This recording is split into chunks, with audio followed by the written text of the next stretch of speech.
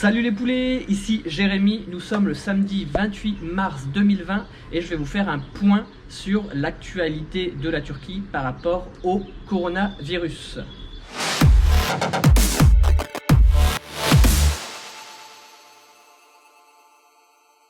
Vous devez peut-être être habitué à regarder mes vidéos sur le coronavirus, donc j'essaie d'en faire une toutes les semaines à peu près. Donc là on en est à la 3e vidéo sur le coronavirus et comme vous devez le savoir maintenant, je prends des petites notes, je fais un petit récapitulatif la veille. Donc là j'ai fait mon petit bilan, mon petit récap hier, donc vendredi 27 mars. Et les chiffres que je vous annonce et les informations que je vais vous dire dans cette vidéo ont été prises hier après 18 h. Donc c'est tout récent, ça a moins de 24 heures. Et donc pour les chiffres, donc comme vous le savez, le ministère de la Santé turc annonce tous les soirs les chiffres du coronavirus. Donc hier, les chiffres annoncés concernant les cas, c'est 5698 cas recensés de coronavirus ici sur le territoire turc. Depuis le début de la pandémie, on en est à un total de 92 décès en Turquie. Et chiffre un peu plus positif, il y a 42 personnes guéries. C'est quand même un chiffre qu'il ne faut pas oublier. N'oublions pas les personnes qui ont guéri du coronavirus. Voilà, un petit peu de positif dans cette période négative, je dirais. Donc au classement mondial, la Turquie est le 7e pays en nombre de cas donc recensés sur son territoire. Et en termes de décès, la Turquie est au 13e rang. Voilà. Par rapport aux grosses annonces, l'Organisation de l'aviation civile en Turquie a annoncé officiellement hier soir, dans la soirée, c'est tombé, plus aucun vol n'est autorisé vers et en provenance de Turquie. Donc voilà, il n'y a plus aucun vol qui peut atterrir en Turquie, sauf cas exceptionnel, et aucun vol ne peut sortir de Turquie. Ça a été annoncé par Turkish Airlines, puis ça a été repris donc officiellement par l'Organisation de l'aviation civile turque. Donc il y a eu un petit communiqué, je vais prendre mon téléphone, donc ça commence donc le 27 mars, heure locale à minuit, donc en fait là il y a quelques heures, voilà, à minuit c'est tombé, donc là je tourne la vidéo, il doit être midi à peu près. Tous les vols sont supprimés, plus aucun aérodrome ne peut accueillir d'avions sur le territoire turc. Voilà, il y a quand même quelques exceptions, donc ce sont les vols de marchandises, donc ils sont toujours autorisés. Les vols gouvernementaux, les vols qui nécessitent une urgence médicale et tout ce qui est urgence d'atterrissage. Par exemple, si un avion venait à avoir une panne de moteur, etc., la Turquie autorise quand même les avions à atterrir. Mais c'est simplement dans ces 4 cas-là qu'un avion est autorisé à décoller ou à atterrir ici en Turquie. Donc voilà, le confinement se fait, voilà, petit à petit. Au début c'était une liste de quelques pays, maintenant ce sont tous les pays qui sont interdits de vol. Donc voilà, donc ça se corse, voilà, les mesures sont de plus en plus strictes. Suite à cette mesure de restriction des vols, pour tous les Turcs qui sont encore à l'étranger, il faut qu'ils contactent l'ambassade turque du pays où ils se trouvent pour organiser un rapatriement en Turquie. Donc c'est encore possible pour les Turcs de revenir, de re-rentrer dans le pays actuellement, mais simplement sous conditions strictes et sous une organisation gouvernementale de l'ambassade. Donc les rapatriements voilà, peuvent prendre du temps et pour ces personnes-là qui demandent le rapatriement auprès de l'ambassade du pays où ils se trouvent, il y a une quarantaine obligatoire de 14 jours une fois arrivé dans le pays.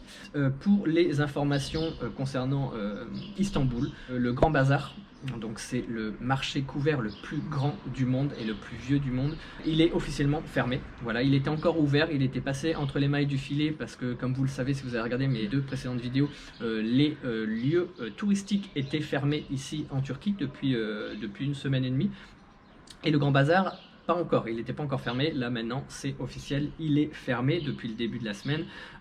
Pour les nouvelles aussi par rapport à Istanbul, donc et les fans de foot, notamment de Galatasaray, pour ceux qui connaissent Fatih Terim, donc l'entraîneur actuel de l'équipe de Galatasaray, donc une équipe à Istanbul, il a été testé positif au coronavirus. Et normalement c'est suite au dernier match en fait qui a eu lieu, donc c'était le match Galatasaray et Beşiktaş. qui a eu lieu le 15 mars, qui s'est terminé sur un match nul 0-0. Donc il a été testé positif suite à ce match-là, et donc tout le staff, tous les joueurs, toutes les personnes qui étaient présentes pendant ce match. Le match était à huis clos, donc il n'y avait pas de spectateurs, donc ça concerne simplement les équipes professionnelles, les caméramans, les staffs techniques par rapport aux deux équipes, donc Galatasaray et Beşiktaş. Tout le monde maintenant doit être testé au coronavirus pour être sûr que voilà, personne ne l'a attrapé par l'intermédiaire de Fatih Terim, l'entraîneur. Ensuite, une grosse mesure aussi a été prise, donc on n'a pas encore de confinement total généralisé comme vous pouvez avoir en France, en Belgique, etc. ici, mais depuis le début de la semaine quand même il y a un confinement, mais simplement pour les personnes âgées de plus de 65 ans. Donc toutes les personnes âgées ne peuvent plus sortir du tout, même pour faire leurs courses, etc. Voilà, elles sont vraiment confinées à la maison. C'est une mesure de sécurité pour protéger les plus faibles, parce que c'est quand même, ça touche quand même les plus faibles, même s'il y a eu des cas de personnes plus jeunes qui malheureusement sont décédées du coronavirus, notamment je pense là récemment une jeune fille en France, si je ne me trompe pas, qui avait 15 ou 16 ans. Donc voilà, donc ça touche vraiment tout le monde, mais bien sûr les premiers à être touchés et le plus grand nombre de décès concernent quand même les personnes âgées.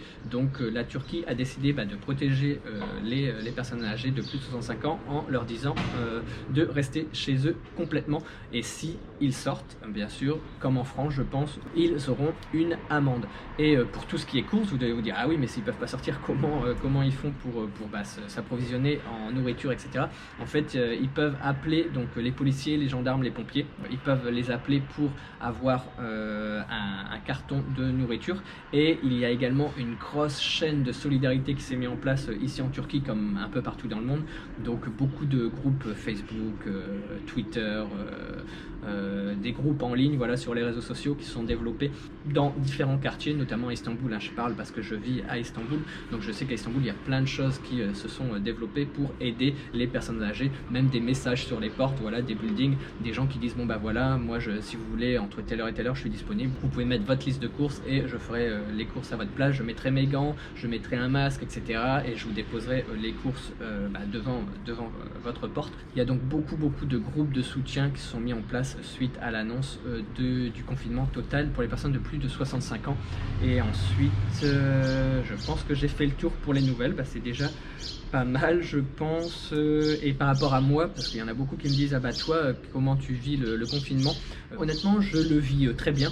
Moi ça change pas d'habitude, parce que comme vous le savez peut-être si vous avez regardé mes autres vidéos, si vous me suivez depuis un petit moment, je gagne ma vie sur internet depuis des années, et j'ai l'habitude de travailler depuis chez moi. Voilà, j'ai juste besoin de mon ordinateur et d'une connexion internet et je peux travailler depuis chez moi, donc ça change pas grand chose. C'est juste que je vais pas vous mentir, là même s'il n'y a pas de confinement total ici, si je veux, là je peux sortir, je peux aller dans la rue, je peux faire ce que je veux, j'ai pas besoin d'autorisation, j'aurai pas d'amende, mais depuis honnêtement 5-6 jours je ne suis pas sorti de chez moi. Voilà, je vois la situation qu'il y a un peu partout, en Europe notamment et en France. Voilà, j'ai beaucoup de proches en France, donc je me compare par rapport à la France et je sais que la situation empire de jour en jour, et je me dis que j'ai pas envie d'attraper ce virus. J'ai vraiment envie de prendre mes précautions le plus vite possible, donc j'évite de sortir au maximum. Donc je commande sur internet. Ici l'avantage c'est un peu comme le drive en France, à part que les gens viennent directement à votre porte. Je suis pas obligé de prendre ma voiture, d'aller à un drive, de remplir mon coffre avec les commissions que j'ai commandées en ligne et après retourner chez moi. Là en fait je commande en ligne, je fais vraiment ma liste, je peux acheter n'importe quoi, des yaourts, du lait, de la viande, etc. Tout et quelqu'un vient directement à ma porte. Donc ça limite vraiment les déplacements. Donc, je dois peut-être descendre de temps en temps quand il y a beaucoup de courses, mais au moins je dois pas aller dans les rues, etc.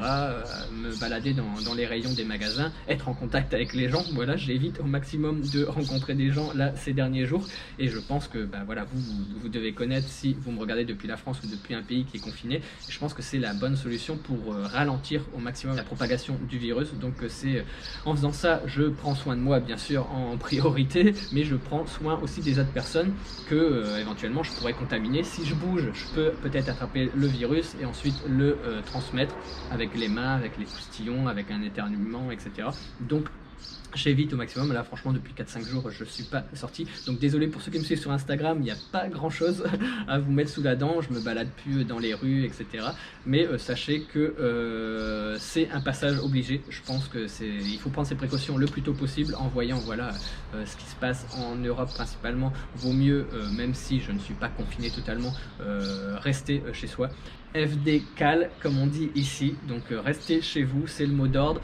Prenez soin de vous, mangez bien, essayez voilà de ne pas vous ennuyer en regardant mes vidéos par exemple, ou en regardant YouTube, en regardant Netflix, en faisant des jeux, en profitant pour apprendre des choses. Voilà, n'hésitez pas, vous avez du temps devant vous, donc pour ceux qui ne font pas de télétravail etc, n'hésitez pas à apprendre, c'est une bonne période en ce moment pour éviter l'ennui, donc apprendre une nouvelle langue par exemple, apprendre voilà un domaine qui vous intéresse, par exemple la photo pour ceux qui aiment bien la photo, apprendre un instrument de musique peut-être, voilà, vous avez peut-être acheté une guitare et vous l'avez mis dans un placard et vous ne l'utilisez plus, bah, n'hésitez pas voilà peut-être à utiliser votre temps libre pour apprendre voilà un instrument de musique etc, mais voilà pour vous former entre guillemets, pour apprendre de nouvelles choses. Donc une pensée à vous tous, un soutien depuis Istanbul, depuis la Turquie. Ici ça va, en tout cas pour moi ça va, mes proches ça va, vu qu'il y a des fois des personnes qui me demandent comment va ta famille, ça va, tout va bien, je touche du bois.